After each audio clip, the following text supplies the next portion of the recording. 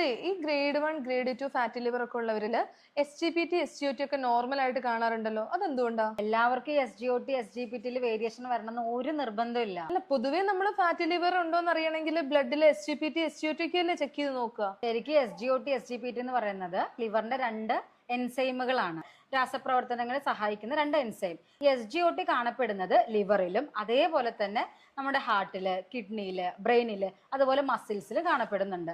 പക്ഷെ SGPT എന്ന് പറയുന്ന എൻസൈം കൂടുതലായിട്ടും ലിവറിൽ തന്നെയാണ് ഉള്ളത്. അപ്പൊ SGOTയിൽ എന്തെങ്കിലും വേരിയേഷൻ വന്നാൽ നമ്മൾ ലിവറിന്റെ മാത്രമാണെന്നുള്ള ഒരു കാര്യം പറയാൻ പറ്റത്തില്ല. കാരണം ഇത് നമുക്ക് മറ്റ് അവയവങ്ങളിലും മസിൽസിലും കാണപ്പെടുന്നുണ്ട്. പക്ഷെ SGPTയിലാണ് വേരിയേഷൻ വരുന്നതെങ്കിൽ അത് കൂടുതലായിട്ടും ലിവർ സംബന്ധിച്ചിട്ടുള്ള പ്രശ്നങ്ങളായിരിക്കും. അപ്പൊ ഞാൻ ചോദിച്ചതിനുള്ള ഉത്തരം പറ. ശരിക്കും ഫാറ്റി ലിവർ ഉണ്ടാവുമ്പം എന്താ സംഭവിക്കുന്നത്? നമ്മുടെ ലിവറിൽ ഫാറ്റിന്റെ ഡെപ്പോസിഷൻ വരുന്നു. അപ്പൊ ലിവറിൽ ഫാറ്റി ഡെപ്പോസിഷൻ വരുന്നത് കൊണ്ട് SGOT SGPTയിൽ വേരിയേഷൻ വരണമെന്ന് ഒരു നിർബന്ധമില്ല.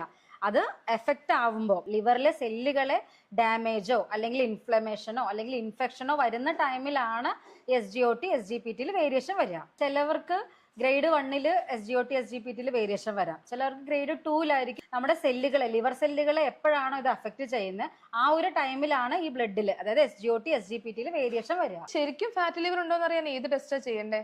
അതിന് സാധാരണ രീതിയിൽ നമ്മൾ അബ്ഡമൻ, വയറിന്റെ നോർമൽ അൾട്രാസൗണ്ട് സ്കാൻ ചെയ്താൽ മതി.